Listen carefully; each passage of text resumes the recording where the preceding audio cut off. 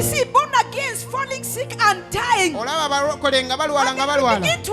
begin to ask, how is it that Christians are dying? How is it that Christians are becoming poor? But it is because they are still children in the kingdom, and so they cannot participate in the life of God. Hallelujah. Amen. Praise the name of the living God. Galatians 4:1. The Bible says,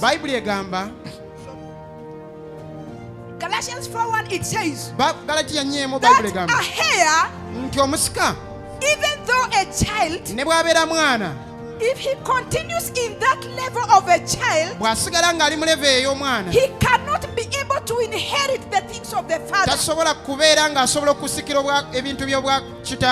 He is a hair.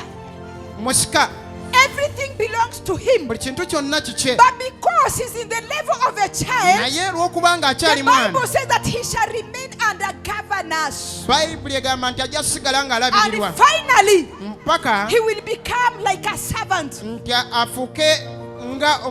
Hallelujah. Amen. So when you see some people under mentorship and they stay there for a long time, you see a person saying, I want to open a church, and somehow God does not allow you. It is because the Father has looked upon you and have seen that you are still a child.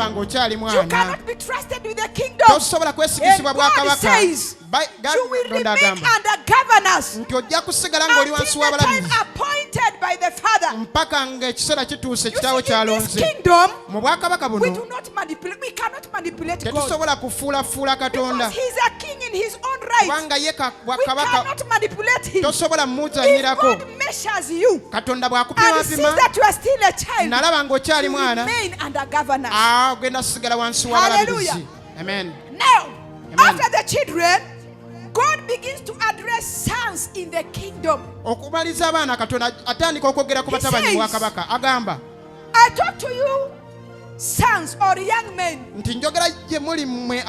because one, you are strong. 2,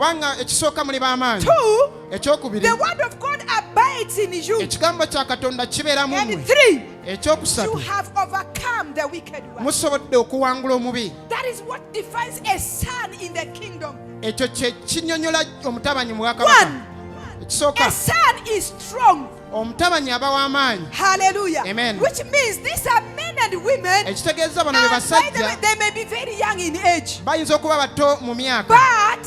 the Bible says they are strong. They can stand for their king. They can defend what they believe in. These are men and women that have learned to wait upon the Lord. Because when the Bible talks about strength, then what causes a man to be strong in the spirit? The Bible says those who wait upon the Lord, they will grow strong and they will do exploits.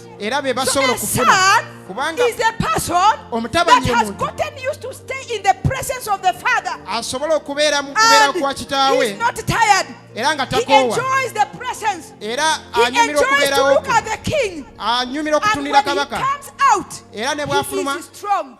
And the Bible says that the word of God abides in them. These are men and women in the kingdom who read the word, meditate upon the word, and observe to do according to that which is written. God calls them sons. And the Bible says, I talk to you sons because you have overcome. These are men and women that have overcome. There are things that even the devil does not bother about them. Because when he brings a naked woman, or a man that is dressing funny, this servant is able to look and he said, this one is not just a man, this is a trap, and he will not fall to it.